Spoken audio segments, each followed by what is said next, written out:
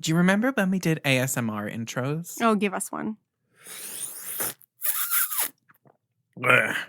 Ew, that wasn't pleasant at all. I cannot wait for you to listen to that. No. Okay.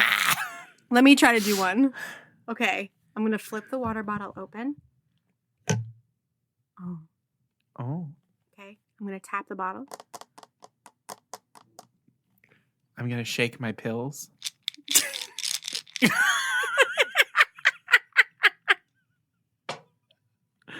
Just casually shaking my anxiety medication.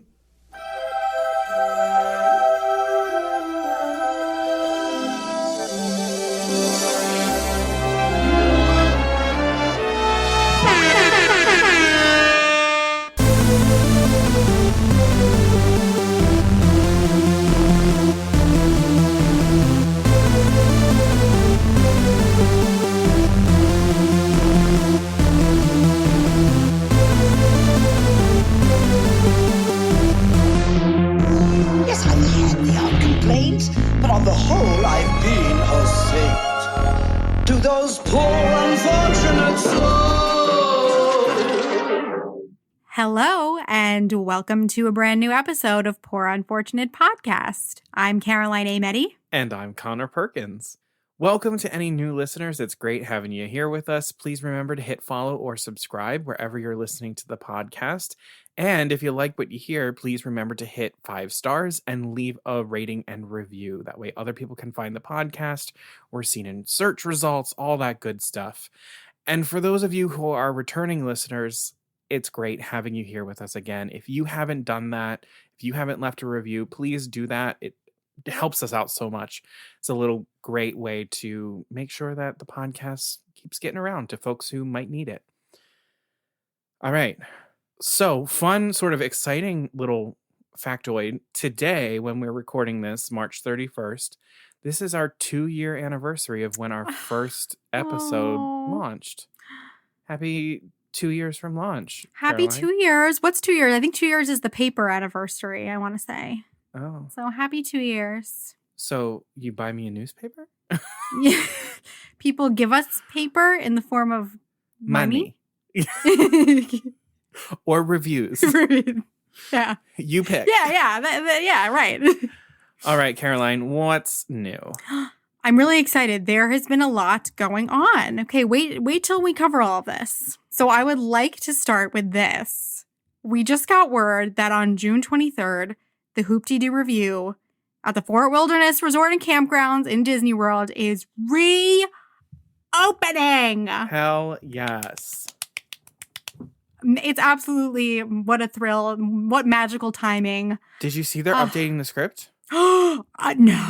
Yeah, there are going to be some changes to the script and some of the settings, but they said that the integrity of the show is going to remain intact. That's exactly what we like to hear. I'm not saying, I'll give it a nice little cleanup. That's the best news that we could hear. That's great. Oh, and all those cast members are going to get to go back to work. Oh, what great news. Yeah.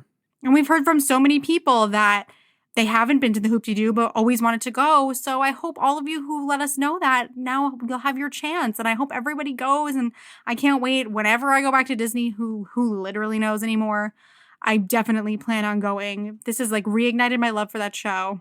So that's such great news. Another big announcement. We've got some really heavy-hitting announcements. So we also just got word that on April 18th, character meet and greets in the parks will no longer be socially distanced. So you may now hug your favorite characters. You may get some autographs. Godspeed, everybody. Good luck, Disney characters, because I imagine that they kind of liked being like, oh, I didn't have to touch all those children. They weren't sticky. I know the face characters. That's tough. That's tough. That's tough. But at the same time, I'm sure those characters they love those interactions. Mm-hmm. And in terms of a quote unquote return to normalcy, that's a pretty big change. And in the third hard-hitting parks news, the International Cultural Representative Program, which is the program that brings folks from the countries that are represented in the World Showcase to work in the World Showcase, is returning to Epcot. That's another thing that I had a friend who went to Disney recently, and she said it just wasn't quite the same without that. Yeah. So I'm so excited that that's returning. That's huge. Again, I feel like the character hugs and the return of that program are the big old, like, things are getting back to quote unquote normal. We also got a menu for the new Connections Cafe, which has been in the works with the big overhaul of a lot of things in the future worldish area of Epcot. That's where Electric Umbrella was. Yes. I used to always have to eat under the yellow umbrella in Electric Umbrella. Umbrella. That's it's so like one of my favorite places. Oh, yeah. I R.I.P. always miss that. Yeah, I always miss that. And now I'll turn it over to Connor because obviously the Oscars happened and award shows are Connor's thing. So let's have a quick little chat about the Oscars. So Encanto won for Best Animated Feature. Yeah. Cruella won for Best Costume Design, which that was just so rightly deserved. Oh, I was so happy about that. And then... And like Dos Oreguitas lost for Best Original Song, and that felt wrong to me. It lost to No Time to Die. I knew that was going to happen. And Shang-Chi lost visual effects to Dune, I believe. Yeah. Yeah. And we got treated to two performances from Encanto at the Oscars. That was very exciting. Yeah, but Broadway's own Ariana DeBose is now Academy Award winner. Ariana DeBose. Yes, so for West Side Story on Disney Plus. Watch that movie. Everybody watch it. I really, really enjoyed it. Yeah.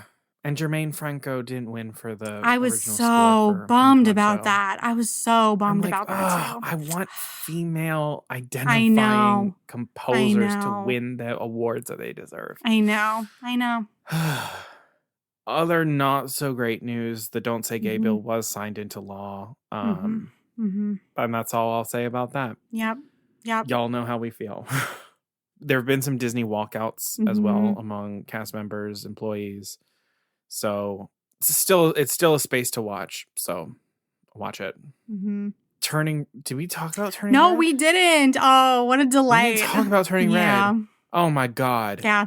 Oh my God. What a refresher. Yes, I agree. We have been so hesitant about this movie since they announced it. Because we were like, oh God, it's another transformation story, blah, blah, blah, blah, blah, blah. And I was like, how, we both have said, how are you going to do another transformation story that hasn't been done? And this was a transformation story that has never been done because it's a transformation where it's it's part of you and it's about embracing that. Oh my God. Yeah, I loved it. It was so good. Watch Turning Red, Four Town for Life. Oh my God, Four Town. God. I'm about to buy a Four Town shirt. It was amazing. The only thing I will say negative about Turning Red is that Disney was absolutely foolish not to have red panda ears and clip-on tails and fur baby shirts from the movie ready to go to launch on Shop Disney. Why don't we have those? Yeah. I want my clip-on tail. Yes. Oh my God, and just a quick moment. I mean, amongst many other things, but the fact that menstrual products were featured in a Disney animated film, multiple times. Yes. Thank you. The phrase stripper music stripper was used. Music, yes. Oh my gosh. Abby is goals. Oh man. Oh, God, wonderful. No, that was just, it was a beautiful movie. And the next phase of the Disney era is generational trauma. Yes. It's so fascinating. I think we'll have to do an episode on the evolution of villainy and evil forces and all that. Yes. Final thing that we'll say as part of our Disney news, our next episode that we're going to do is a Q&A episode as part of our tips and tricks because we haven't done one this season. And in our last season, we sort of ended our last tips and tricks with a Q&A session. But this time we're going to do things a little bit differently. So feel free to message us, email us, do whatever, any of the questions that you might have pertaining to Disney parks, getting our opinions. It can be serious. It can be silly. Anything at all. It could even just be about our lives. We don't care. But if you want to call in and leave us a voice message, we have a number that you can call to do that, and we'll include your message in our next episode. So I'm going to give you the number here. I'll also remind you at the end, but that number is 646-355-8543. Again, 646-355-8543. 8543. And I'll also put that in the episode description as well. So yeah, Call us, leave beep us a us. message, give us your questions. Oh my Call us, gosh. beep us. Hello. Oh my gosh. Yeah, so we can't wait to hear the questions that you have. We can't wait to answer them. And we can't wait for you all to hear yourselves. Yeah. in the And we can't wait to episode. hear That'll be you. Like, amazing. obviously, we talked to a bunch of you through DMs and things, but we've never heard your voice. So please call us. It won't cost much, just your voice. Oh, man. So that brings us to our final showdown of season 2. And so we thought we would make this an epic showdown. Usually we pit two similar things against each other and choose a winner. This season we've done, Disney Channel original series.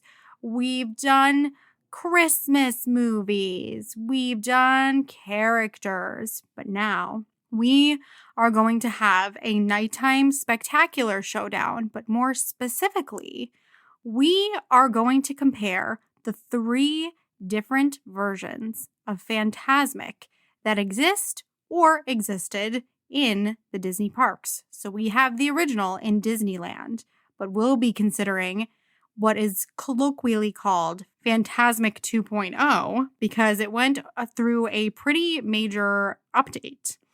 We are going to pit that against Fantasmic in Walt Disney World, which is the one that opened next. And then finally, Fantasmic in Tokyo DisneySEA, which sadly no longer exists. But there are fantastically filmed versions of all 3 of these shows on YouTube. We're talking 4K, we're talking multi-camera angles, and Connor has curated the very best ones. So we both watched the same 3, and we are going to include those in the episode description for you so you can watch the exact same ones that we watched. And they're stunning. So if you've never seen Fantasmic before, or never seen any of these versions, go down below, watch them. It won't take you that long. It'll give you life. And we will pause until you come back. And welcome back. Woohoo. All right. Let's start with the OG. Yeah, so as we typically do, we're going to go through some of our background information around Fantasmic. Fantasmic has had a pretty insane amount of growth as a production and, just in terms of now it exists in 3 places or has existed in 3 different places. So I'm going to start us out looking at Fantasmic, the very original show that began in Disneyland. Now, I know none of you have watched that. That's not the version that we're looking at today. But I do want to give us a place of where this show in particular started. So Fantasmic opened in Disneyland on May 13th, 1992. And the first version of Fantasmic in Disneyland closed on January 11th, 2016. It was produced by Michael Eisner and the Walt Disney Creative Entertainment. And the show director was Barnett Ricci.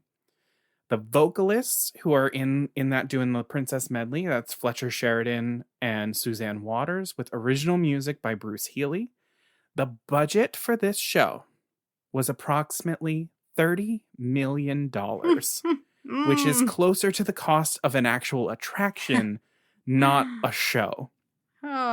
So I'm going to give you a little bit of background about the show's development, how we sort of got here. And this comes from Sean Slater's Disney Parks blog interview with Barnett Ricci, the show director. He's the vice president / show director of special events for Walt Disney Studios in 2012. And I'm also going to give you some information that one of my favorite places to go to because they do such a great job curating information, allears.net. So in the summer of 1992, Disneyland had no new attraction opening in the park. So Barnett Ricci was asked to create an all-new show that was unlike anything they had done before. And he always felt that the Rivers of America in Frontierland offered a really unique venue. And it was an area that's similar to the World Showcase Lagoon in Epcot that was experiencing a lot of success with Laserphonic Fantasy and the first iteration of Illuminations that came out in the 80s. So planning began for a new show in 1990 with possible storylines drawing from the nearby attractions like the Haunted Mansion and Pirates of the Caribbean. They also considered an idea that was a recreation of Fantasia, complete with a live orchestra that would float out onto a barge and perform the music live every single night. Oh, wow. Eventually, they settled on a more conventional plot of Mickey Mouse battling classic Disney villains through some of Disney's greatest stories. So after combing through tons of Disney film footage, they landed on their story with a show called Imagination. That new name was later changed to Fantasmic when they felt they needed a stronger title and something that would prove to be better for merchandising and trademarks. So in looking to incorporate the river, they started to investigate some new water-related special effects, and they came across technology from France to create giant mist screens that they found that they could actually project animation sequences on, because the mist screens could create dense enough mist that the light shining through would actually essentially stick on the water. So combining dancing water fountains, lasers, special lighting, black lighting, pyrotechnics, barges, large-scale animatronics, live performers, and more, this was the recipe for their show. Not much at all. So they had Disney animators come on board to rework some of the scenes from the animated feature films to make them more ideal for these water effects. And then in 1991, they began to drain the rivers of America and completely overhaul Tom Sawyer Island to facilitate the show, including creating backstage space for giant puppets and barges, computer and automation rooms, hydraulic lighting towers, literally every single thing that would transform Tom Sawyer Island into a fantastical stage for the show. The soft opening and press event for the show were scheduled for April 29th, 1992, and were meant to continue into the weekend. The show was originally marketed with the tagline, "Be there when the night ignites." However, with riots breaking out in LA after the acquittal of the police officers involved in the Rodney King beating, the soft opening for that same night was postponed, and they pulled all of those promotional materials with that tagline. Wow. And then the show postponed their opening, and when they did finally open, it was a smashing success and quickly became a staple of the park. Fan demand of that show has kept it open since 1992, with the exception of the COVID-19 pandemic, and when it's been closed down for refurbishments. Originally, it was supposed to change every 5 years. Fans loved it so much that really didn't happen all that much. I'll also say the show became so popular that the congestion and bottlenecks from guests waiting hours around the area to view the show caused major problems for the park, often leading to some fights among guests who were gathering around areas not designed to handle crowds of this size. So finally, with the addition of Galaxy's Edge to that sort of area beyond Frontierland in Disneyland Park, they took that opportunity to sort of rework a lot of things, make it a little bit more accessible for folks. So I'm going to give you a plot synopsis of the original Fantasmic. Okay. So Fantasmic is a journey into Mickey Mouse's vivid imagination, where eventually he comes head-to-head to do battle with Disney villains. The show begins at Lafitte's Tavern on the Rivers of America, and we join Mickey in his dream where he begins to imagine scenes from The Sorcerer's Apprentice in Fantasia. Mickey then begins his adventurous journey through his imagination in scenes from The Jungle Book, Dumbo, Pinocchio, and an elaborate fight sequence between Captain Hook's crew and Peter Pan on the sailing ship Columbia, which would sail down the river, now meant to be the Jolly Roger. Mickey then sees stories of love in his dream with Belle and the Beast from Beauty and the Beast, Ariel and Eric from The Little Mermaid, and Snow White and the Prince from Snow White and the Seven Dwarfs. This scene is then interrupted by the jealous evil queen, who sees the princesses in Mickey's dream and transforms into a hag in order to call upon the other villains and take over Mickey's dream. Ursula appears and floats across the river, summoning Chernabog. Yes, there was an actual inflatable Ursula on the river. Eventually, Maleficent appears as the true villain attempting to turn Mickey's dream into a nightmare and take control. She transforms into a dragon and does battle with Mickey, but Mickey uses his imagination to take control of his dream and defeat Maleficent and the villains.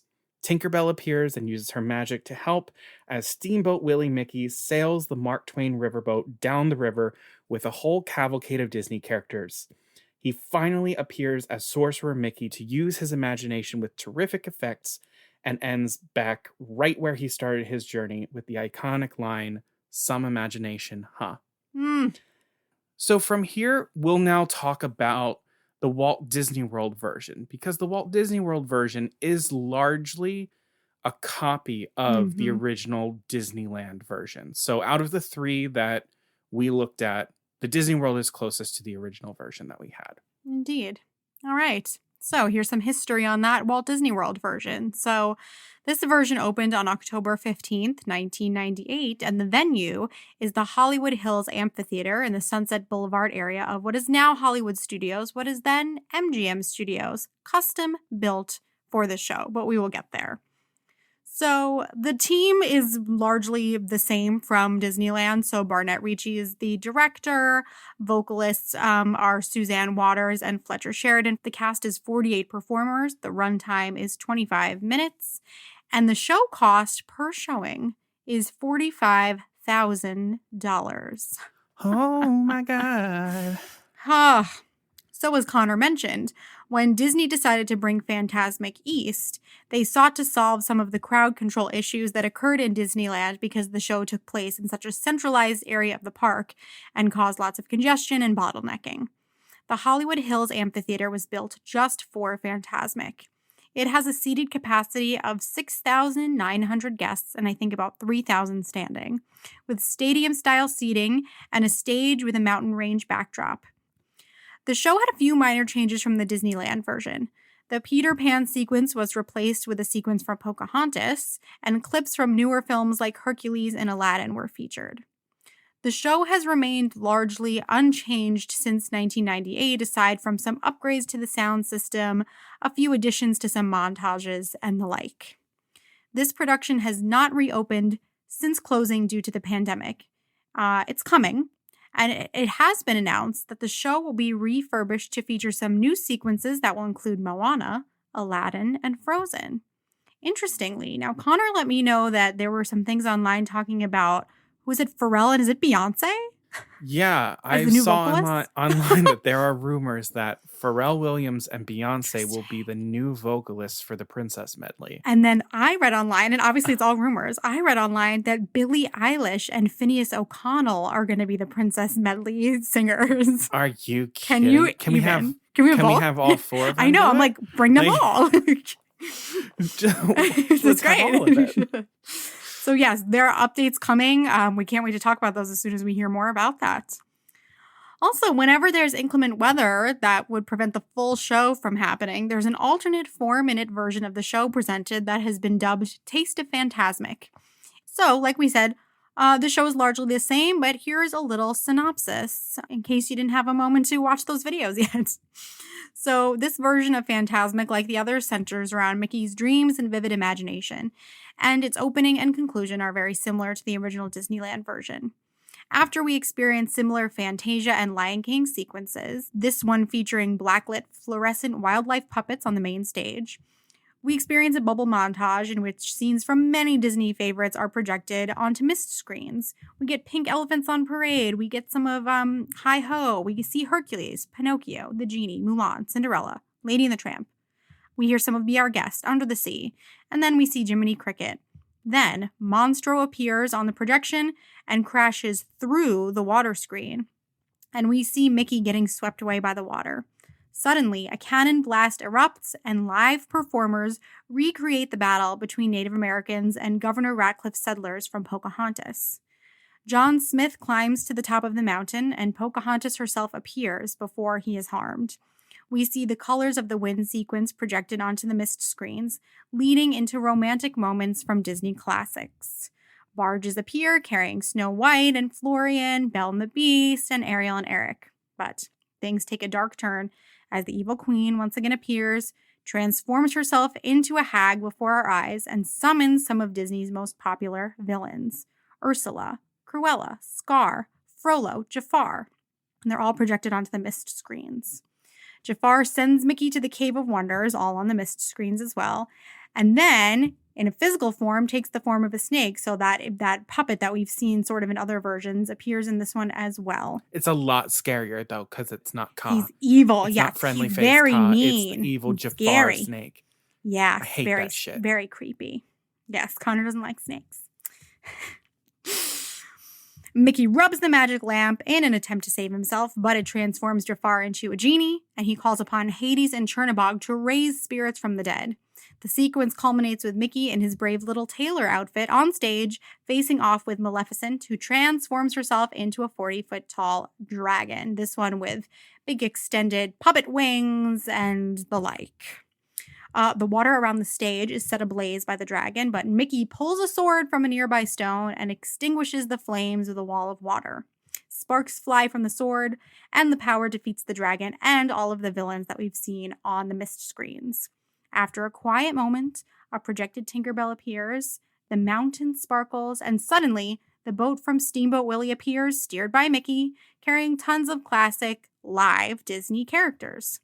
Amid fountains and pyrotechnics, Mickey appears at the top of the mountain in his sorcerer outfit. A firework flashes, and suddenly, Mickey appears on stage below in his suit. How did he do it? And then, again, he says, "Some imagination, huh?" And the show ends in one last pyrotechnic explosion before the show theme plays to usher the audience out. So many good memories there. All right, and then interestingly, going chronologically, before we got Fantasmic 2.0 in Disneyland, we got Fantasmic at Tokyo DisneySEA. So this show opened on April 28th, 2011, and it takes place in the Mediterranean harbor area of the park. The director of this version is Steve Davison, and the original music is composed by Don L. Harper, incorporating Bruce Healey's original theme from the US versions of the show. The show replaced Bravissimo, C is in all capitals, the word C, haha, and is now going to be replaced by Believe, Sea of Dreams, to celebrate DisneySea's 20th anniversary. Tokyo's version of the show takes place in the middle of Mediterranean harbor with no central stage or island like in the other parks. The whole show takes place on barges, which were repurposed from DisneySea's Candlelight Reflections Christmas show, most notably the Sorcerer Hat barge, which used to be a Christmas tree.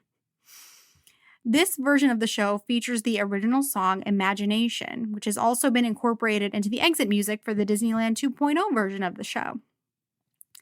Rumor is that the barges from this now closed show have been sold to Disneyland Paris for a future nighttime lagoon show at Walt Disney Studios Park. It's confirmed that it will not be Fantasmic. But here's what's interesting. It may be for a show that's going to be sort of similar to World of Color, which coincidentally was almost the show that replaced Bravissimo instead of Fantasmic. Small world. All right, this version of Fantasmic is a bit different. So here is a synopsis. We've got the same general flow, but a lot of new elements. So once again, we're in Mickey's dreams, and it's all about imagination. The show begins with Sorcerer Mickey atop a giant sorcerer's hat barge in the middle of the harbor. Water and music, including the show's original theme, Imagination, swirl around him, and some classic characters appear on the screens all around the hat. The brooms from Fantasia splash into a sequence starring Ariel, and music from The Little Mermaid underscores fountains shooting from the hat and the appearance of many classic Disney sea creatures. They are projected onto the hat itself and on the beautiful surrounding mist screens. Jiminy Cricket passes by in a bubble and he pops it, leading to a jungle sequence, starting with barges carrying inflatables of Simba, Pumbaa, Baloo, and King Louie.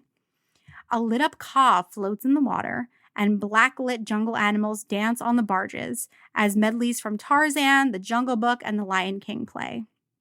Suddenly, fireworks are shot and we're taken on a Hawaiian roller coaster ride as Stitch appears at the top of the center barge and Angel tools around the harbor in a damn speeder boat. Yeah, but the speeder boat's designed to look like Stitch's the alien spaceship. You know, with the little shooters too. It's so good. Oh my God, it's so good. The Imagination song returns, leading into When You Wish Upon a Star, as inflatable orbs inflate out of the barges and Genie arrives projected onto all of the barges with a Friend Like Me showstopper moment, leading into the moment of Aladdin and Jasmine flying away on the carpet accompanied by A Whole New World. The fairy godmother appears on the center barge screens with Cinderella at the very top.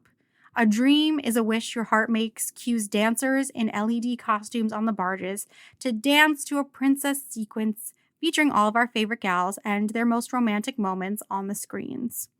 But then, the magic mirror appears and traps Mickey inside it when Mickey asks, who is the most powerful sorcerer of all? The evil queen, in hag form, appears in the mirror as well and summons more Disney villains to appear in the mirror, with Ursula using the center barge as her cauldron and Chernabog shooting flames out of its center to the tune of Hellfire.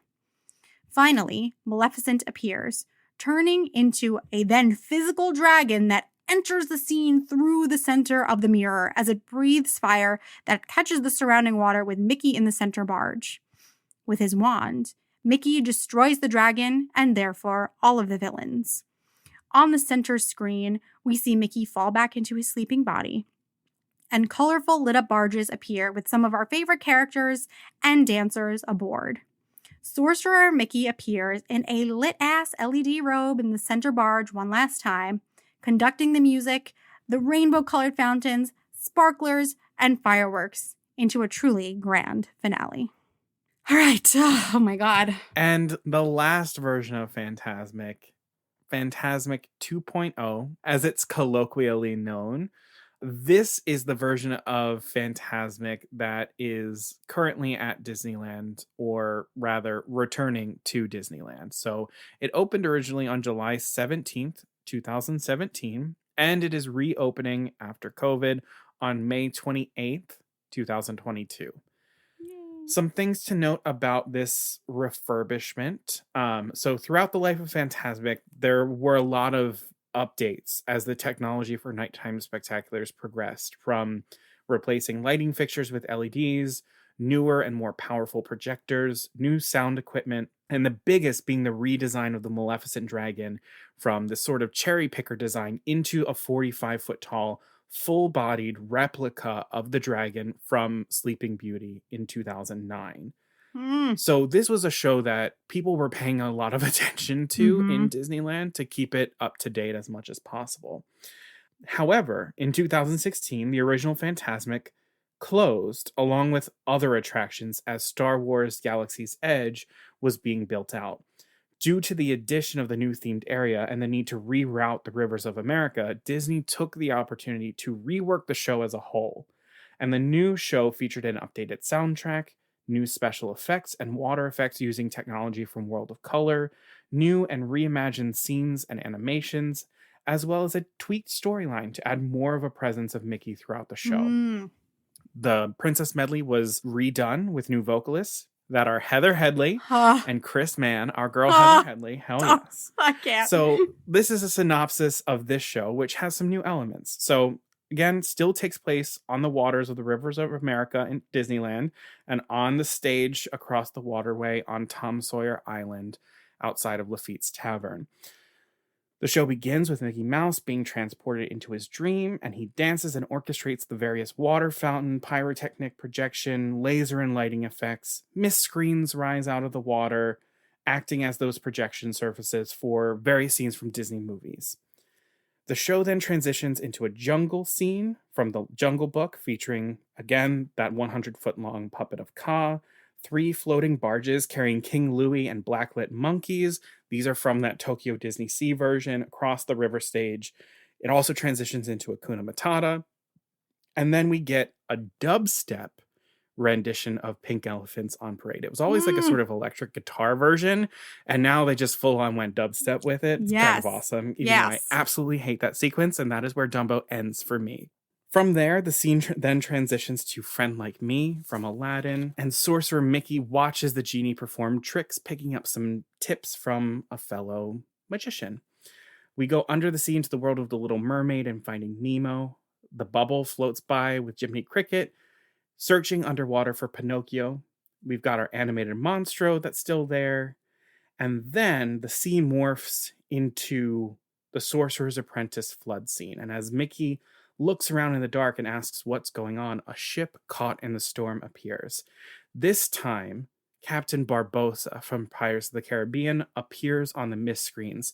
A cannon is fired from the sailing ship Columbia, and now the Black Pearl from the Pirates of the Caribbean films appears. We've got Jack Sparrow, Elizabeth Swann, other pirates doing a full-on stunt sequence on this ship with the zombies from the film, some iconic images of like Elizabeth Swann being bounced up and down on with like the tarp trampoline kind of thing. And so as that scene concludes, Mickey then paints the moon. We've got silhouettes of Peter Pan and the Darlings flying over it. And then we transition into a whole new world sequence with an actual face character, Aladdin and Jasmine, appearing on a physical magic carpet, flying above the misty clouds. The carpet fades away, and we've got 3 small barges carrying Belle and the Beast, Ariel and Prince Eric, and now Rapunzel and Flynn Rider. Yes.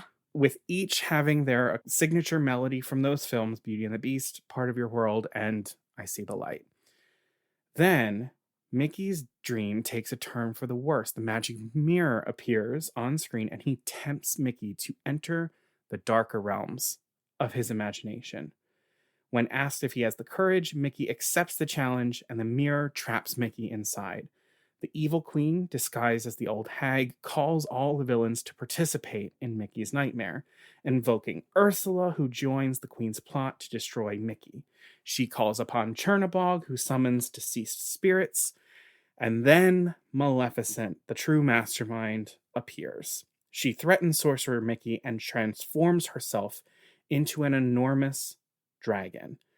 This beautiful 45-foot dragon sets the waters ablaze with a flamethrower from her mouth. Oh my God. Breathing fire onto the river. Mickey defeats the dragon, destroys all the villains in the process. Tinkerbell appears, and then the Mark Twain riverboat appears with fireworks, Black and White Mickey from Steamboat Willie, as well as the full cavalcade of characters. Mickey then appears again to conduct a final set of fireworks and water fountains before leaving in a bright blast of fireworks, and the show ends. Again with the line, some imagination, huh? Because it's Fantasmic. Yes. It's beautiful. So that's Fantasmic 2.0. Okay.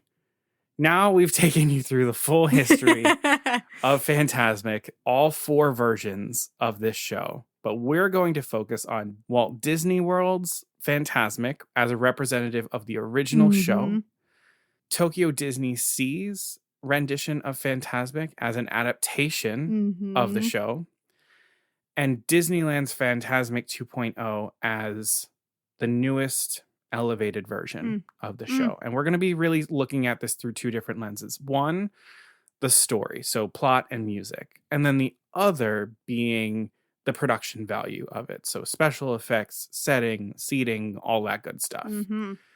So let's start with the plot and music of these 3 shows, that storyline. And let's begin with Walt Disney World, since that's our candidate that is representing the original version of the show. So a big advantage to this production for me is that we get to see a very large range of characters in this version because of the more montage-y feeling of some of these sequences. We've got the big bubble montage where we see tons and tons of characters and has allowed Disney to add some updated characters in there as well. To the villain sequence, this one for me, this villain sequence, I think this adds to the stakes and chills factor of this whole thing. When we get to hear from so many villains, for example, we feel a greater sense of Disney villainy as a whole. And to me, that feels so much more exciting than just like, hey, we see one of these villains who's really awesome and really cool, but seeing them all together, where else can that happen except in a nighttime spectacular? And I think that's really Kingdom important. Hearts, but right. Yeah. But oh my gosh, when they all like morph their faces, one villain into the next villain into the next villain, it's amazing. Yeah, so it's good. chill inducing. Yeah. And I also enjoy seeing the many versions of Mickey within this. I know that the Disneyland version was updated to make Mickey more central, and I feel like he feels central in this just because we get to see kind of Mickey through time in all of his many appearances, and I really appreciate that as well. For plot and music, I've got one main con. I do think, number one, I think the music could use some updating. Part of it is just because I grew up seeing this so many times. Mhm. I'm craving something new. It sounds a little bit dated to me, that. But for me, I've got a main con that I want to focus on in terms of the plot. And that's the Pocahontas sequence. So, okay. The music from Pocahontas is just some of the most lovely ever. When I hear it coming, I'm so excited. And honestly, the way that the sequence gets introduced is extremely exciting. Get it? And bits and pieces of Pocahontas is very exciting to me in general. But it's time for that battle sequence to go. It's just unacceptable to have white actors performing as Native Americans. And the sequence rings very cartoonish and stereotypical to me because it's not exactly a recreation of what happens in the film. So then what happens is right before Pocahontas appears, John Smith is about to get clubbed by a Native American, like in the battle.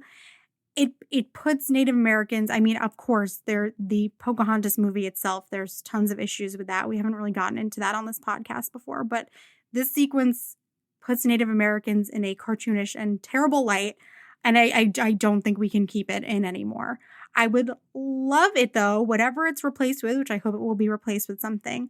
I would love the action sequence that it's replaced with to be from something a little bit unexpected like this is. This feels very unique. It's a portion of a movie we don't get a lot of. So I hope whatever takes its place is something that we don't really get anywhere else. But the bottom line is that the performance of this culture is just, it's not okay. And I think it's got to go.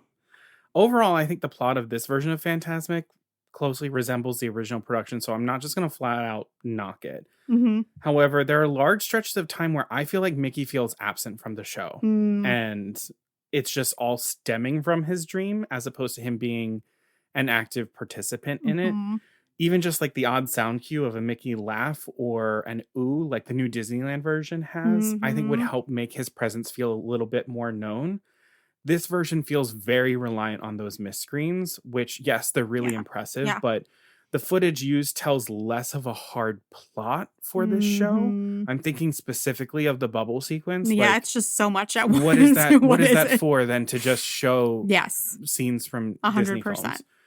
And those scenes could be newly animated in the way that other scenes in both the Tokyo DisneySEA version and the Disneyland version are animated to include Mickey in them. I'm gonna go in a different direction. I'm gonna say the hands down best asset of this production is the Pocahontas action sequence. I agree with everything that you're saying, and I think there should be more of an effort to keep that scene and make it actually more acceptable. Hire correct actors to be playing those roles, things like that. Because from a plot perspective, I think out of all of the action adventure scenes that have appeared over the many versions of the show, this is the most clear version. Part of that comes from the fact that the whole sequence plays out as a proscenium style stage show where we aren't just catching glimpses of a show as a ship or a barge pass us by. We get to see the entire story unfold. And I think that it is pretty well directed in terms of just like where telling the progression of there is an arc, story. of having her appear at the end. There's a story arc to it. There's a very clear arc because you've got the settlers there, the Native Americans appear, the two groups go through the savages sequence where they're both feeling threatened by one another. I think the representation of the club moment with John Smith is supposed to represent the climax of the film. Yeah, I know. And Pocahontas showing there. I'm like, yeah, it's not how that happens in the film, but I think it's supposed to indicate it. And it does take place away and apart from the battle. Like it's on that other high cliff. So like, I get where they're trying to allude to what happens in the movie there.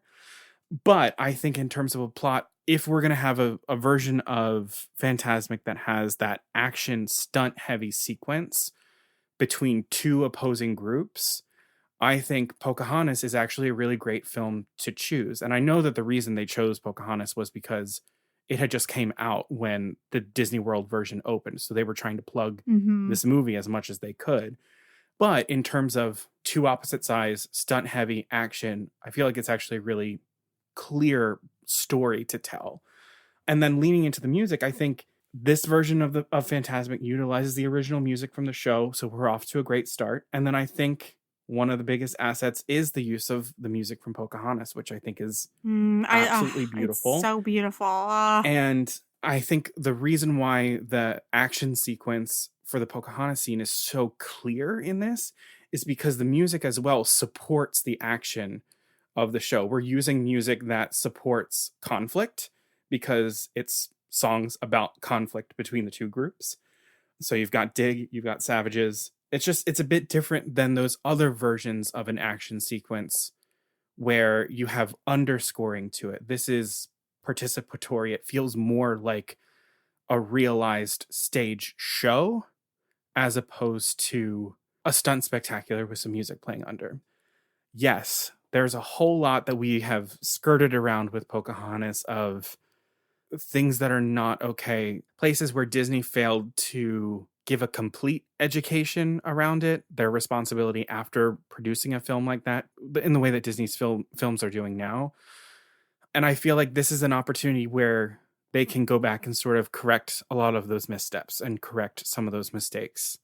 And I'd be interested to see what they do. They're not going to do it because it's going to become Moana, but I'm down with that. When you told me that, I was like, I'm down with Moana, but are we going to have the same issue where they're going to put white people in Moana now? Mm-hmm. Like, if we're replacing one sequence for another that are both very culturally specific, I don't necessarily think one was bad or the other for being culturally specific. It was really just the way at which they were being represented. We could correct Pocahontas, or we can create Moana from scratch and make sure that it's corrected. Either way is a valid way to go. And I think if we want an action-heavy stunt sequence between two conflicting groups of people, I think Pocahontas is good for that. But that's what I've got to say about plot and music for the Disney World version. Let's talk about Tokyo DisneySEA. Yes.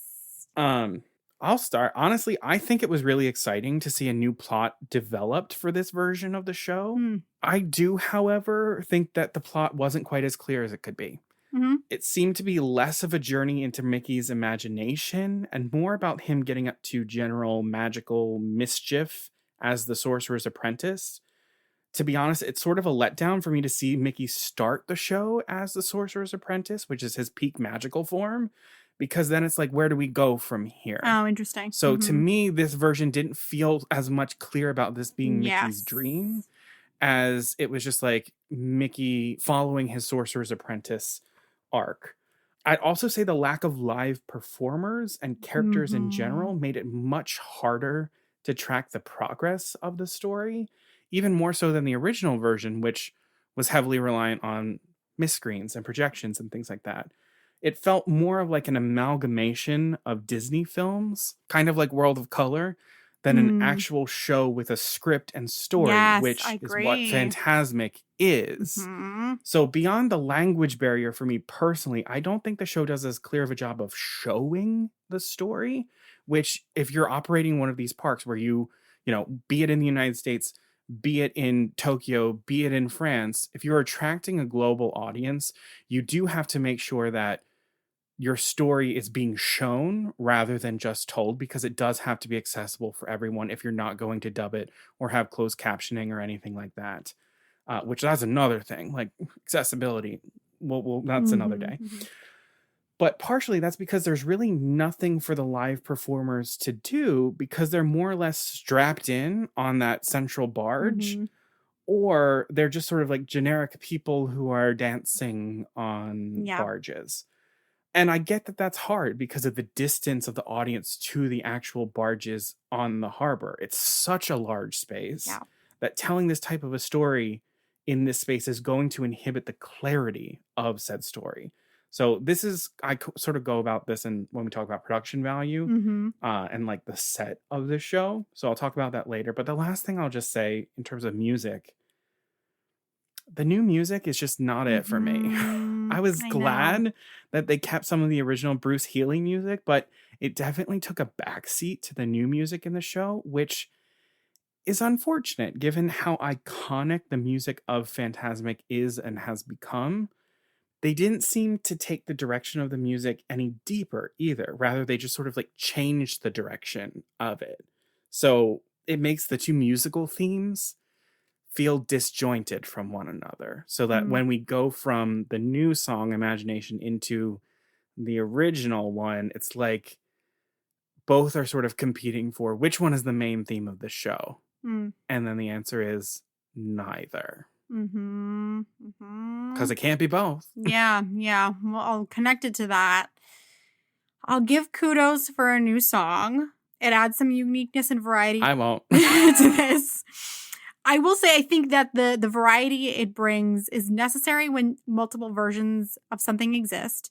To me, it's the same feeling of like, the Tokyo version of Pirates being so different. It's something that makes me want to travel and be like, I'm going to get something brand new. That's nice. Sure. Just write a better song. Agreed. It's got to top the original. Agreed. Yeah. So that's what I'll say. I'll say, granted, the expectations are really high for the defining song of a spectacular in the parks, but it just doesn't feel epic enough to me. And it almost sounded kind of like 80s or 90s. I definitely don't need a modern pop hit or anything. Just something that's actually that's more timeless. That's what I need.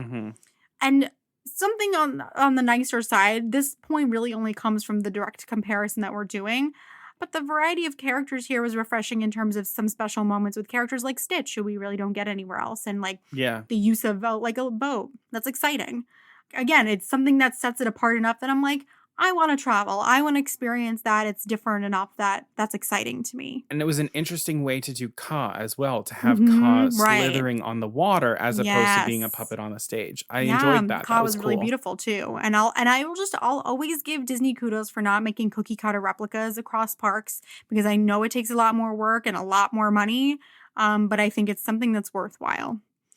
I will say for me, the lack of an action sequence here a la Pirates or Pocahontas or Peter Pan, I mean, I think it's just such a missed opportunity. I understand we've got some, like you were saying, we've got some distance issues.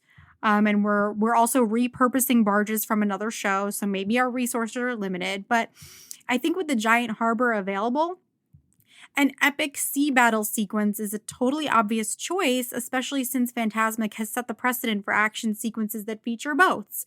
Like in Disneyland, in Walt Disney World, we have the canoes in the Pocahontas sequence. I think I want... And you're operating in Tokyo DisneySEA, which takes place on a harbor that is linking all of these major seaports of the world and in fantasy. So, put the Flying Dutchman in, put the 100%. Black Pearl in, have them do battle, put the cash out for it. Yeah, it's going to be fine. Like you were saying, it's got to be something about a lack of availability of live performers maybe, but I think that would have made it, it's just like it's like a blank canvas that they could have done so many fantastic things with. So I think that was a bit of a letdown for me. And I also don't feel like we get to, this is going to sound strange, that we get to know a lot of Disney characters through this and really take special moments with them.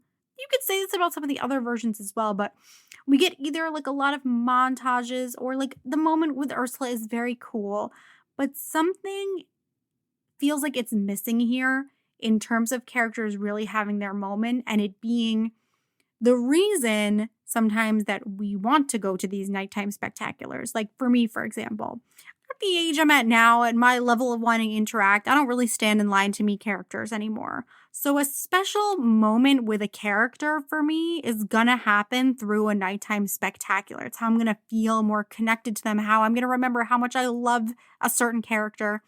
And I didn't feel a lot of moments like this in this version. I felt it about Stitch, for sure. I was so excited to see Stitch. But in a lot of other ways, I didn't have any moment of like, oh my God, right, I love that character. I felt it for 1 second. I was so excited to hear Hellfire. We can't have every villain, so that's fine. But that's what I'm saying is like I had this moment of remembering how much I love that music and I love that character. And that doesn't happen enough for me in this show. And like you said, it feels much more But I actually, you know what? I feel this in World of Color, but it feels much more that type of nighttime spectacular versus Fantasmic, which is story and character driven. Yes. Yeah. Fantasmic is a marriage of a nighttime spectacular and a live performance, which is what makes it so freaking unique. Yeah. And it feels like overall this version sucked the live performance part out of it. And I get that part of that's because of the necessity of where you're doing this show. Yeah. But makes it feel like it's not the same show, and maybe just pick a different one, because that's not what Fantasmic is. It feels more connected to Illuminations kind of thing for me. Yeah. Harmonious. Yeah. I think that this version of Fantasmic, I think, is ultimately what paved the way for Harmonious. Right. But before we go to technology, let's talk about the plot and music of Disneyland's Fantasmic 2.0. Yeah. I think the plot is much more clear overall in this version of Fantasmic than the original one. It doubles down on the original story of the show rather than trying to shift it. And it makes Mickey, I think, more of a participant in this story in physical onstage representations, additional dialogue and sound bites, but especially in new animations, so that we see him featured in all of the films that are being explored here. Now, I will say, I would love to see other physical iterations of Mickey Mouse using costumes from Mickey shorts throughout the ages, like the Brave Little Tailor costume, or his Prince and the Pauper costume, or his Mickey and the Beanstalk costume. Like, those would be fun to see. But I do love seeing Mickey enter the Serengeti for The Lion King, or him becoming a polyp in Ursula's lair, which is creepy AF. Or when he answers back to the genie and they have a conversation for a second. It's so exciting. Yeah. Or even in Chernabog's eyes, when you see Mickey like in Chernabog's eyes, it's just so cool. And I think the moment that is made even more clear in this revision of the show is how the villains become involved in this show. In the original version and in the Walt Disney World version, the villains just seem to appear as the show goes on. I could never tell you why they got there before we watched these. I was like, I don't know. They just showed up. In this version, we embrace the curious and mischievous side of the Mickey Mouse character that we see in The Sorcerer's Apprentice, which would make sense because that's where we're starting and ending the show anyway. But now he's tempted by the magic mirror to go deeper into the dream where the villains lie, and he does. So the villains invading the dream, it makes so much more sense as to why they're there. I think plot-wise, though, the biggest weakness of this show is the storyline that takes place on the Black Pearl. Part of that is because you're really only meant to catch bits and pieces of the story as the ship sails past your viewing section. So making sure that the sequence is high action and spectacular to look at, that's more important than the story that's being told. However, I do think that the plot from the original Peter Pan sequence was a bit easier to swallow because you didn't have so much happening at once and so many different characters. It was just pretty clear. You had Peter and Wendy versus the pirates battling all over the ship. Here, we're seeing scenes and imagery from the Pirates of the Caribbean franchise and threading them together in a new story that, all in all, it's just a bit confusing to the timeline of the film. Like, Jack ain't on the Black Pearl when Elizabeth is getting tossed in the air by the zombie pirates. That said, the design and the imagery of the Columbia becoming the Black Pearl and incorporating some of those iconic scenes like Elizabeth's toss in the air, that's stunning. And it adds a really interesting dimension to the story of Fantasmic, because now we're layering in a scene that is high adventure like Peter Pan, but a touch darker. So that helps sort of make the story overall feel less stagnant in a way, like we're only visiting these classic G-rated animated films. Now we're tying into some other properties. We're allowing ourselves to be a little bit more riskier in our adventure. Oh, great point. Yeah. Music wise, I think this music is better than the original. And I venture to say that my God, we get more music in this version than previous versions. We've added musical segments to the Princess Medley with I See the Light, which, like, yes, Rapunzel and Flynn forever. Side note, their choreography on the barge is the best with the lantern. Oh my God, I passed away. I started crying. I passed away. A Whole New World with the magic carpet sequence, scores from Pirates of the Caribbean, Finding Nemo, and more. There's just so much great music that has come out of Disney since the show first premiered. And this revision, I think, does a brilliant job of not only highlighting that music, but again, diversifying it across Pixar and live action films as Yeah. well, classic and newer releases. Hmm. And I think the show recognizes and appreciates the original score is so iconic and must remain at the forefront of the show. All they do with it is really expand on those original themes and make it even grander as opposed to changing it completely. Like, I love the moment where we're kicking off the show and everyone starts vibing because they know what happens. And like Yeah. right before you enter the dun, dun, dun, dun, dun, dun, dun, like they add a little bit more bars when he like calls the spotlights to turn on him and everything like that. I'm like, yes, you're keeping us on our toes with the stuff that we all know. Yeah. That's really, really good technique. And then the last thing I'll just say, Heather Headley, enough said. Please. I do have a special place in my heart for the original Princess medley because it's so iconic and it was arranged and performed so beautifully. Maybe that's some of my own nostalgia, but even still, this new Princess medley matches the integrity and the emotion of the original, and it feels like the logical next step in the life of the show, as opposed to a replacement or moving in a different direction. That's what I have to say about plot music. Yes. My God. Okay. Like, I know I'm extremely biased. Having Heather Headley on the vocals for this new version it made me realize, obviously we know that the score matters so much because like if any of us grew up on the Disney World version, it's just like in our minds and it will always be there. What would I give? Yeah. And you can see the way that the Ariel kicks the tail. Like, yes. Yeah, exactly. But I mean, Heather Headley is the perfect choice. I mean, she's always the perfect choice. Always the choice. But always the choice. But the emotion that she imbues these songs with, I mean, I got goosebumps several times, even though some of the order of the music sequences is the same as the other versions of the show. So I knew what was coming. But Heather singing I See the Light made me start crying. And I love that song, but now I'm so used to it that it doesn't get me the same way. The way that she put emotion into that, I was stopped in my tracks. I know I'm a freak, but I am fully like, I cannot say, let her sing everything. And please, like, keep hiring musical theater performers who know how to bring the emotion to these songs. Like, not just doing pop covers, but bringing the emotion that that's what we want out of these, is the emotion. And like you said, I thought the exact same thing about the score. There's something that's just even more epic about it than any other version. And like you said, the range of things we get to hear. Hearing the Finding Nemo score was such a beautiful surprise. And it, again, is another thing that just swelled up emotion in me. It was perfect. It was a perfect choice. Hearing Robin Williams' original version of Friend Like Me, like...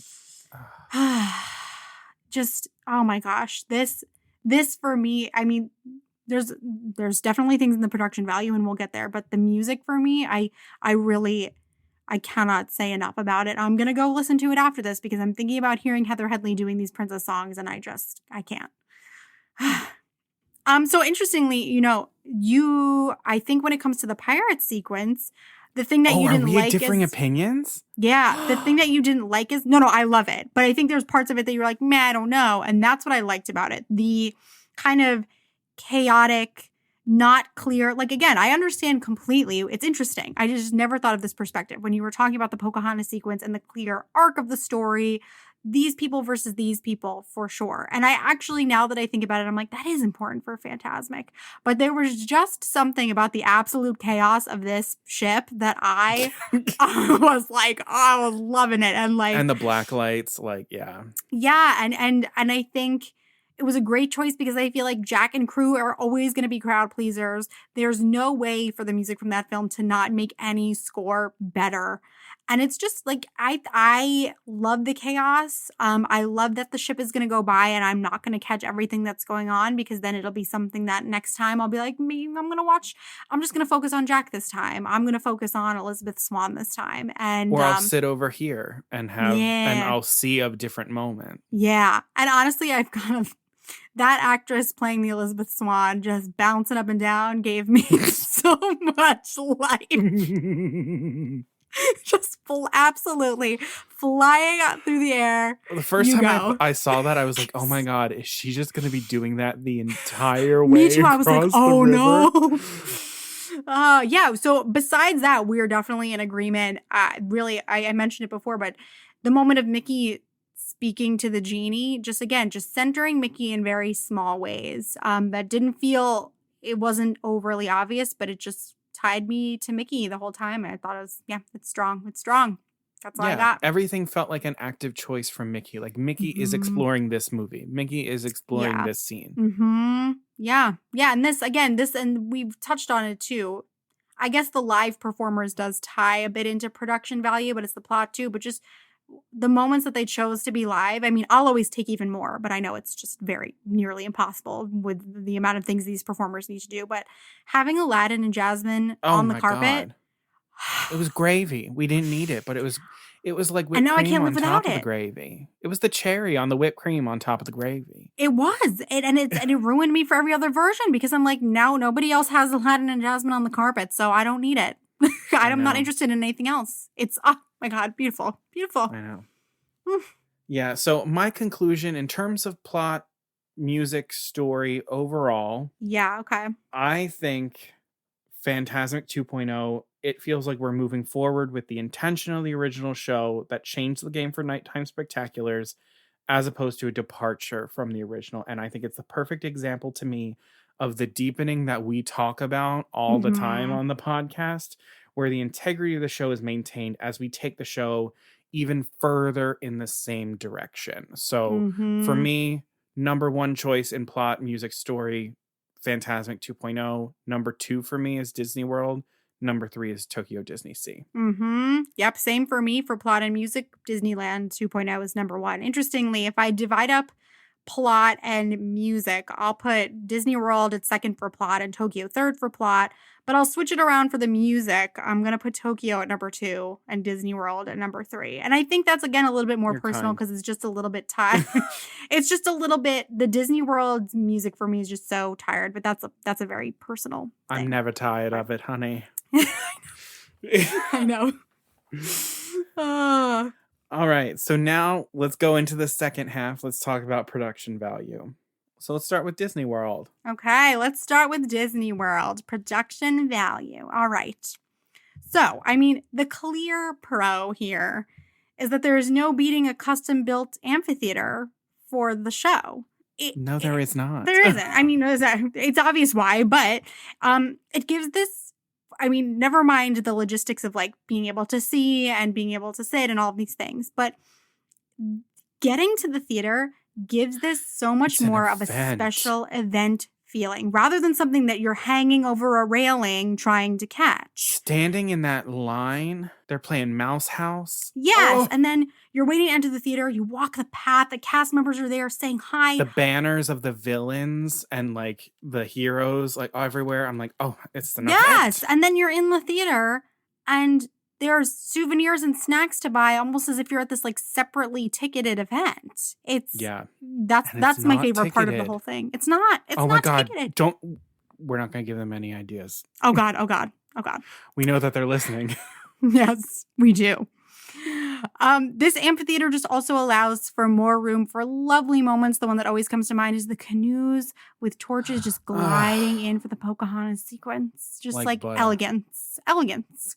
There's also just in this amphitheater space, the way that it's set up, the way that everybody has so much visibility and access, there's nothing like being able to feel the heat from the flames as the water catches fire, even from the back row. And then the whole audience gasps every single time. And it truly just really does put the spectacular in nighttime spectacular because it feels like a very special thing that you've been invited to go see. It's a show. It's a show. It's a show. And you know, we love a show. Now, really, a lot of the production value of this version needs updating. This is where I'm going to come down on them a little bit hard because I've got to say, it's interesting. I haven't seen Fantasmic in Disneyland. And when we first talked about doing a Fantasmic episode, I was like, all right, because I trust me, like I described just now, the feeling of going to the theater, I love it. I'll always go see Fantasmic. But for me, it's lost a little bit of the luster for me. And I'm like, I could man, tell when we talked about Fantasmic. it, and I was like, she has not seen Yeah. the other versions of this show. Yes. And it started to just feel like a relic from the past to me. And that's just because things like this. Though, and this is easily fixable. The water projections, for example, they need crisping up. They're blurry. 100%. I remember the last time I saw it, I was trying to I specifically remember trying to make out Sebastian's face, and I couldn't really see it, and it was very frustrating.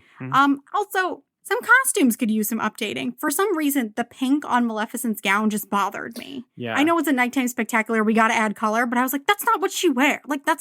Just put LEDs in it. I don't know. It just felt very 90s, and which it is, and not very true to her. Same, in a way, I think some people would disagree with this.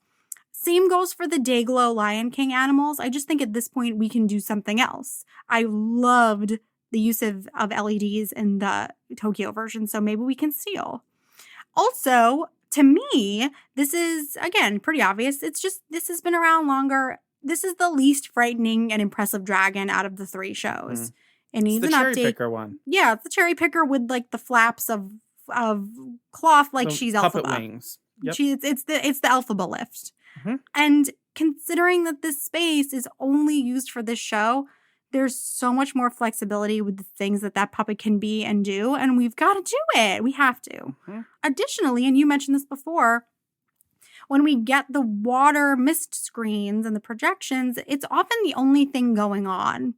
And we get these overpacked montages, and that's kind of the only thing that's happening, and it feels a little bit simplistic to me. Yep. And I never would have thought this before, because when I was a child, the boat coming out at the end was my fave. But now that I've seen other versions, this little steamboat feels a little bit like just feels a little small.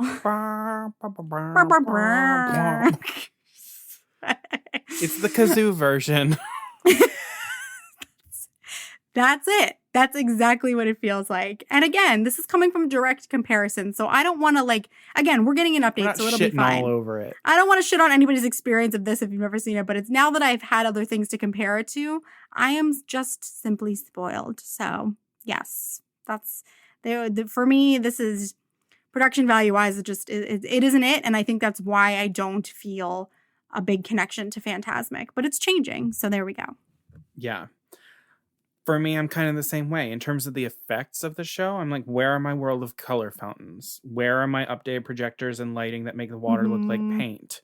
Where is my full-size dragon that is not a disguised cherry picker?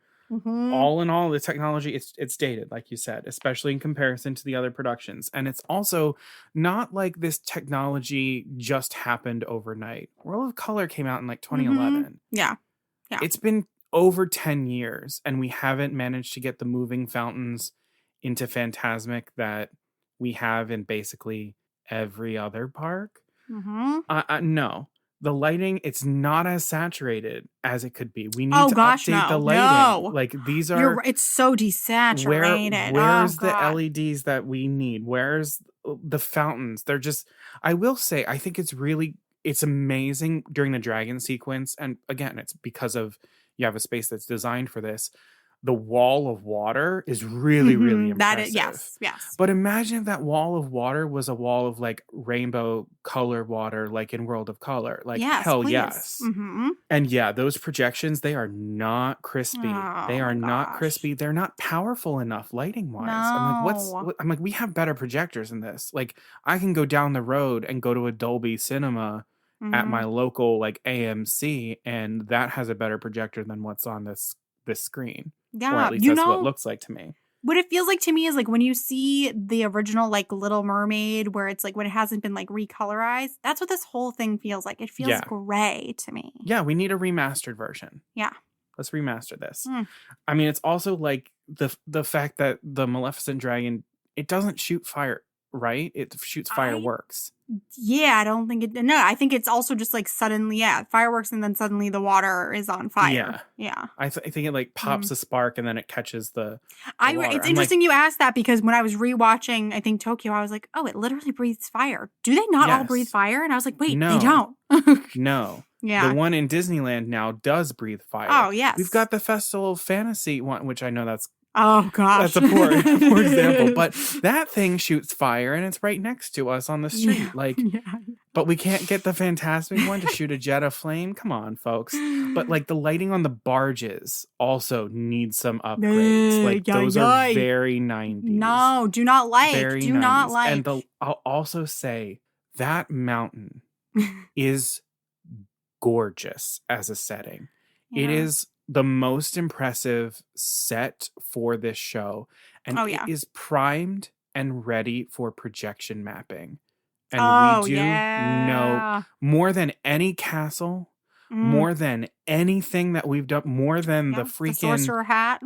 Like it is primed and ready for exquisite projection mapping. It is a blank slate, and we do none of it. I will say I like when the little stars appear built into the mountain, but like even that feels 90s to me. It feels nice. I like having a practical effect, like have that and also have projections. Like in order to make magic look realistic now, and this is the success of Harry Potter and the Cursed Child, it has to be layering of multiple effects at once. It's not just a projection effect. It's a projection effect and a sound effect and a lighting effect and a practical effect. It's all these things combined, and that's what sells you on it. But back to what I was saying about the set, this set is absolutely spectacular. This mountain structure, it's gigantic. And when Mickey appears at the top of it, it's like the most epic shit in the world. And when he gets all those fireworks going and it's like straight out of Sorcerer's Apprentice, like, hell yes.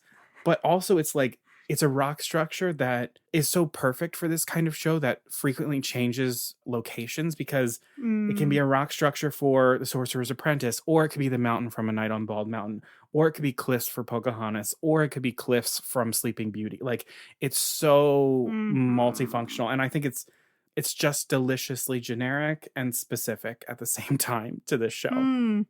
I love the mountain. It's epic. Yeah, it's epic AF. It's not my favorite thing. It is epic, but it's not my favorite. I can't put my finger on why. I can tell you like the tavern. The tavern is also weird, but then I'm telling you, again, I was going to mention this, but when it started with the tavern, I was like, what? And then I was sold. It's the fireflies, isn't it? It's the damn fireflies. It's the damn fireflies. I have that written down my notes. No, when it started with the tavern, I was like, what the hell is this rinky dinky? When the lights start glowing and like things start coming out of it, I was like, fuck me gently. Fuck me gently. All right, well, we'll get to that. That's everything that I've got for Disney World. Let's move on to Tokyo DisneySEA. Yeah, baby. So in Tokyo DisneySEA, well, this show's location definitely allows clearly for a much more epic scale of this show. Bigger flames, bigger dragon, bigger barges. The scale of it all. Yes. This is the complete sensory overload version of Fantasmic. And depending on what you're looking for from the show, it could be for someone what makes it the winner. For example, the dragon appearing through the magic mirror was a thrill of all thrills. Also, the magic mirror, that gigantic magic mirror. Incredible. And it made me not mind that, you know, it's really just the neck of the dragon. It doesn't have a body, but it didn't feel like that to me. Because it was gigantic. It was a gigantic neck. It was huge. And it breathed fire. With a background of a volcano. Yes. Oh, man. So the orbs for the projections, I think good for the visibility for crowds, the clarity of the imagery, and they're kind of just like pleasing to look at. They're just very smooth and round. Yeah, I don't know. Watching them inflate, I was like, yeah, I know. I was too. Oh, man. Also, the lighting is a huge win in this show. Yeah. Especially because there's lighting as part of the costumes, as I've talked about. Mickey's finale sorcerer gown, the gowns during the Beauty and the Beast sequence, the floating candelabras during that sequence too.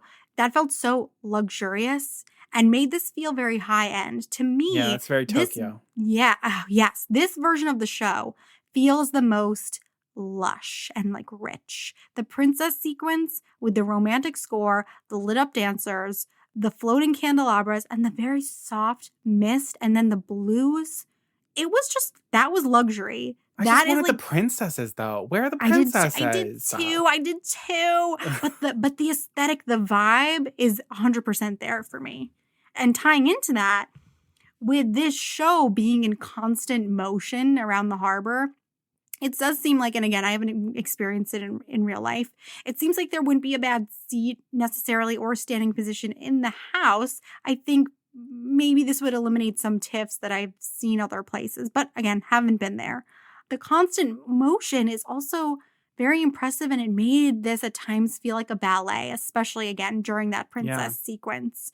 So again, elegant, it's lush, and I love that. The screens are also, again, it's just a nice relief that you can see who we're supposed to see. We can see their faces, we can see them moving clearly.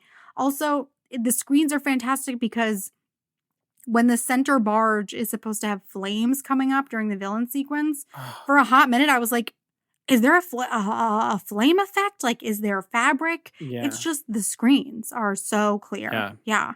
But then on the other side of the barges, as I mentioned, they are recycled from the Candlelight Reflections Christmas show. And sometimes you can tell. I didn't know that before I watched, and I was wondering why Mickey's hat looked like a Christmas tree, and it's literally because it was one. Again, it's expensive. What are you going to do? But also, I felt this earlier, and the more we've been talking about like Fantasmic needing that arc, needing the story versus spectacular. It's a mix, but it should lean a little bit more on story. The lack of a stage, I think, is tricky because like I said, the barges and constant movement brought to mind illuminations, and it made it feel a little bit like another, albeit wonderful, nighttime spectacular, as opposed to the very special show and story experience that Fantasmic can feel like. Yeah. And I wouldn't know this, again, I wouldn't know this unless I could see it in person, but it seems like, Mickey is at the top of the hat very often. Characters appear at the top of the hat. That looked very far away from the seating area. And the harbor is amazing for an epic feeling, but I just wonder if it keeps the audience at too much of a distance to feel surrounded by the story and connected to the specific characters that we do get to see in the flesh. Yeah. And like we said, I would like some more costume Disney characters rather than the generic dancers and creatures that we get on the barges. In other nighttime spectaculars, it's not as important, but Fantasmic, we need it to be a big character celebration, highlight reel. Everybody needs the main character energy, and that was missing from this a little bit. Yeah, in regards to the sets and the seating, like, I get why we didn't have a set for it, because that set would probably be like a solid half mile away from everybody. Mm-hmm. Still doesn't make me miss it any less. So Mediterranean Harbor is gigantic, and it feels like this version of the show it's very much a precursor to, Harmonious and things like that, in terms of creating something that's just like gigantic and taking place on that big of a space. Because like World Showcase Lagoon, Mediterranean Harbor are some of the biggest places that they've ever really done a nighttime spectacular. That being said, when you have the ability to view the show from any angle, you are inevitably going to have places with blind spots, because every location is not going to be optimized for prime viewing. Like, you just don't have the ability to do that. And especially with the reliance of the show on projected images or the LCD screens that are built into the sorcerer's hat, if you're in a bad spot, you might be just shit out of luck to catch certain moments of the show. Mm-hmm. The barges, the inflatable projection globes, the sorcerer's hat, the giant magic mirror, these are incredible set pieces, but none of them are really like a stage. And again, that all goes back to like the scale of the show. For these pieces to be as effective as they are, they need to be absolutely massive and utterly perfected. And I think that they are. The technology of the sorcerer's hat alone, it's kind of insane, because on top of being a structure to support a physical performer, it's a giant LCD screen. It's retractable to change its shape and size. It's equipped with lights and flamethrowers and fireworks and fountains. It's a real feat of technology, what that is. So like, good on them for finding a way to recycle that Christmas tree, because like if I built that and someone said, we're going to take that away from you, I'd probably kill them. However, the lack of the concrete set, relying completely on the barges, it does a major disservice to the adaptation of the show. Fantasmic is that live stage show. It is that combination of that and the nighttime spectacular. And the distance between the viewer and the show is definitely going to be inhibited for something like this if we've got a lot of live performance. And I think that's probably why this version of the show is being retired and is going to be adapted into something new. And I think as they adapt it into something new, there's going to be even less live performance because that just doesn't work on a scale like this without a jumbotron. Like, that's just what has to happen. Yeah. In terms of the effects of the show, like the just actual technical special effects, if you want to talk about spectacle, this show is insane. Like, everything's huge. We've got incredible effects that don't exist in any other version of the show. Fire cannons, water cannons, speedboats with water cannons, inflatables with individual projectors attached to the barges that are moving independently. Like, it's kind of baffling to me that those barges can move around with those globes and the projection still is maintained perfectly in the center of those. Like, the technology is all there. That didn't look messy at all. On those barges, and that's amazing. The effects in the show, like, they're fantastic. But again, they're supporting a show that is so massive that it does feel like a departure from what the original show is. And it's becoming its own very different thing. Okay. So last, let's talk about the production value of Fantasmic 2.0 in Disneyland. I'm going to talk about the sets and the seating, and I'm going to talk about some of the effects. So for a show that takes place on a facade at a location that wasn't originally built for it, they've done some incredible things to make the show work in this space. That being said, it's certainly not what I would choose as the location for Fantasmic if I was building and designing the show from scratch. I think the new designs for the princess barges are great. The updates to the lighting and the new designs, like, yum. The seating area, viewing area, it's definitely a problem, like, still in terms of overcrowding. It's not an area that's designed for people to gather like this for an extended period of time. It's really a pathway for people to pass through. That being said, you get great views of the show from this area with a good distance between the stage and the viewing area so that you can see details, but also big picture. So all in all, I don't think it can compete with an amphitheater that's built for the sole purpose of housing this show. But in terms of maintaining intimacy and scale, the area serves its purpose there. Effect-wise, the projection mapping. Oh my god. The projection mapping at the start of the show with the lanterns at the tavern and the fireflies. This is everything to me. This is how we embrace what we are working with for the location and make it make sense. I'll also say the tower lights, as the hydraulic tower lights come up, which is sort of like the iconic move of Fantasmic, that they even incorporated that into the Hollywood Hills amphitheater as well. When they're coming up and then halfway through they start to change color from the white lights that they usually are to being full color, takes my breath away. And I'm gonna say this, and like, it's gonna be a bold statement, but I think this moment feels like the perfect summation of what Fantasmic 2.0 is doing. It is taking I had the same thought when you described it, and then spinning it, making it in a new technicolor, way, making it a little bit different. Like, it's deepening what we know, the things that we're expecting. Just when we think that we know what's coming, they just twist it a little bit and we're like, it's new. So yes. And then I'd say just the addition of the moving fountains from World of Color, the insanely bright HD projectors for the mist screens, the new lighting overall, just perfects the entire design of the original show, brings the original show up to date with the integrity of the show intact. It's like, how can we tell the story that we're telling better? Yeah. And that's where this comes down for me. Yes. It's interesting in terms of the location. I've been to Disneyland a bunch and I was like, why haven't I gone to see Fantasmic? Part of it is because I was feeling jaded from the Disney World version. I thought it would be the same. I actually did not know that it was different.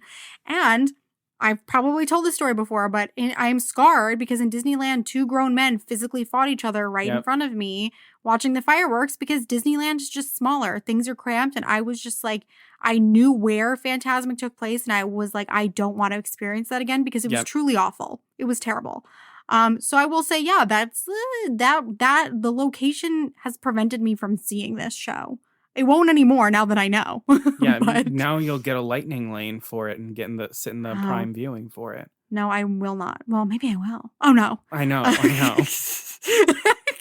I know. Oh God. So yeah, and then I would need to judge this in person, but from the version that we watched, some spectacular moments feel a little bit squeezed into the rivers of America. And so although it's exciting to see the pirate ship so close, it felt like cramped. Like it's like, is this going to crash through the barrier? Yeah. Yeah. Yeah. And I mentioned this before, but it's funny. Like when the video started, I was like, what is this cabin? Shack? This is not Fantasmic. And then they completely turned it around. So I take the L for that one. They sold you on the shack. Yeah. And it's just like, for a minute, it took the stakes away from me because I'm like, these elements don't match. This is not epic. What is happening? But they turned it all around. In terms of, I feel like this is a production value. We talked about the live performers already, but it's a production value in that they cost money. And it may not be true, but it just feels like we get so many more live performers in this version. The finale Riverboat just feels absolutely packed with the best of the best in the most exciting way.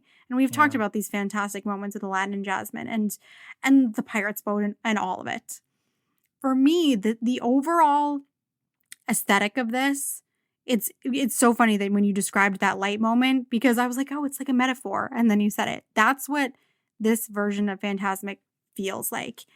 There's something about this vibe that feels so right.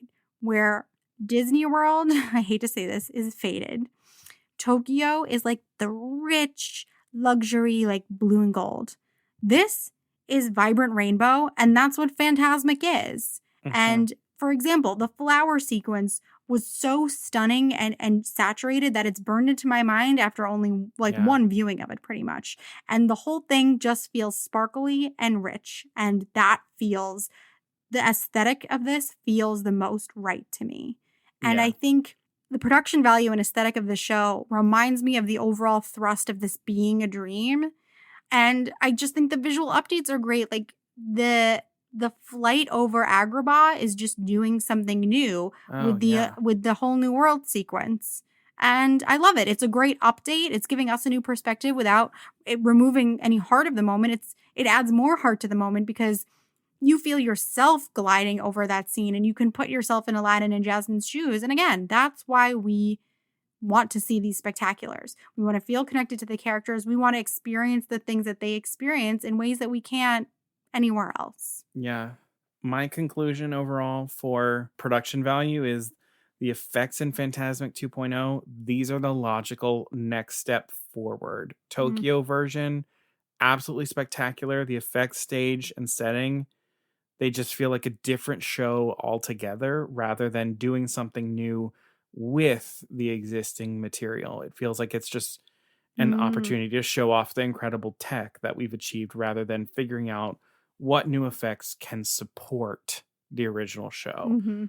All of this being said, though, tech and effects and production value wise, if the Walt Disney World version gets a refresh on everything that is anything like what we've got at Disneyland, and it seems like that's what's coming, watch this effing space because it could shift very dramatically and very quickly if Disney World gets their act together. Because to have a space that's designed just for this show to do all the things that they're doing, and that river has been drained for a considerable amount of time for them to do updates. Yeah. They could, when it returns with whatever they've got, they could take the cake. But right now, as it stands, tech and production value, Fantasmic 2.0 has got my vote. Oh my gosh. So for me, it's interesting. I'm thinking of production value, like effects wise. I know it's obviously intrinsically tied to the plot, but I was thinking of it just completely separated from it, in which case I'm going to give it to Tokyo, followed by Disneyland, followed by Walt Disney World. And then I would say that the venue, the seating goes clearly Walt Disney World. Then Tokyo, just because for me, Disneyland comes in last because I just can't fight anybody. I hate being squeezed in. Yeah. I can't do the fist fight again. I was literally screaming for someone to make it stop. It was awful. It was terrible. Yeah. So I think we do have a very clear winner from our I conversation didn't think we thus far. would. I thought we were going to disagree. It's so I funny. thought we were too. Yeah. But no, I am very, very hardcore Team Fantasmic 2.0 in Disneyland, having never even seen the show in person. Agreed. Agreed. That is what this show needs to be. That is what I want in Disney That's World. what I want. So that Disney World can then take the crown. Because that amphitheater deserves the crown. I know. All right. Huh, wow. That's one of the rare times that we've really come out from doing a hardcore analysis, not trying to make the case for one. Yeah. And we just come out of it and we're like, yep, we're in agreement. 100%. Yeah. Good for us. Wow, good for us. Well, thank you for listening. If you made it through the end of this mile-long episode, just a little bit of light deep dives into 3 of the biggest production value shows in Disney Parks history. But if you liked what you heard, please remember to hit follow or subscribe where you're listening to the podcast, and also leave a 5-star rating and a review. That way other people can find the podcast. We're seen in search results. And also, it's just the little bit of like oomph that we need to just keep going when we see a message come in from you. Yes, thank you for all of those. Yeah, saying that, it means a lot. So thank you for taking the time, the like 10 seconds that it takes to tap in a few words and hitting 5 stars. Yeah, I've got to say, when I'm looking for a new podcast and I'm on Apple Podcasts, I look at the ratings sometimes to see if it's worth hitting play or if it's got a really bad rating. So you know what? It's tough, but it does matter. So thank you.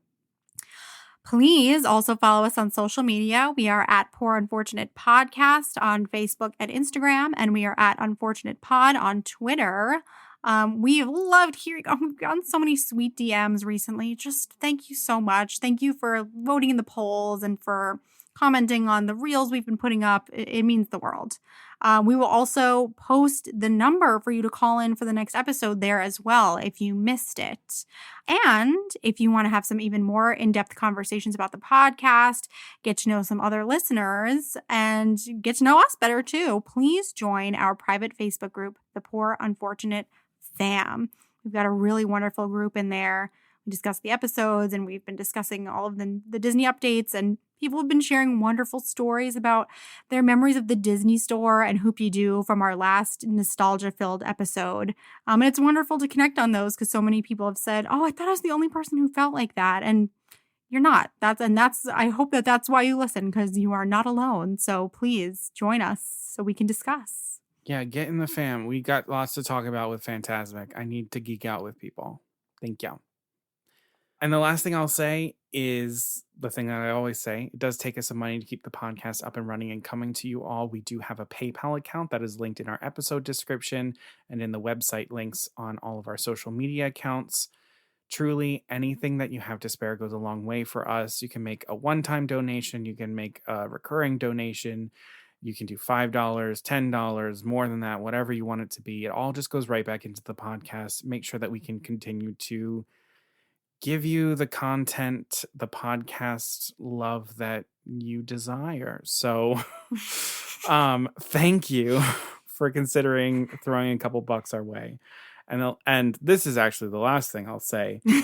As we mentioned at the beginning, our next episode, our tips and tricks episode, we're doing a Q&A. So if you've got any questions, please send them our way.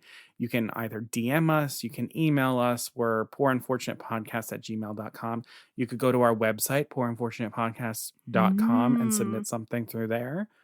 Or you can go leave us a message in our voicemail box, and maybe you'll hear yourself on the next episode. And that number is 646-355-8543. Again, 646 355-8543. And no, that doesn't spell anything. It's just what Google Voice told us. So, whatever. Alrighty. Well, that's going to do it for us. And until next time, Beluga Sevruga.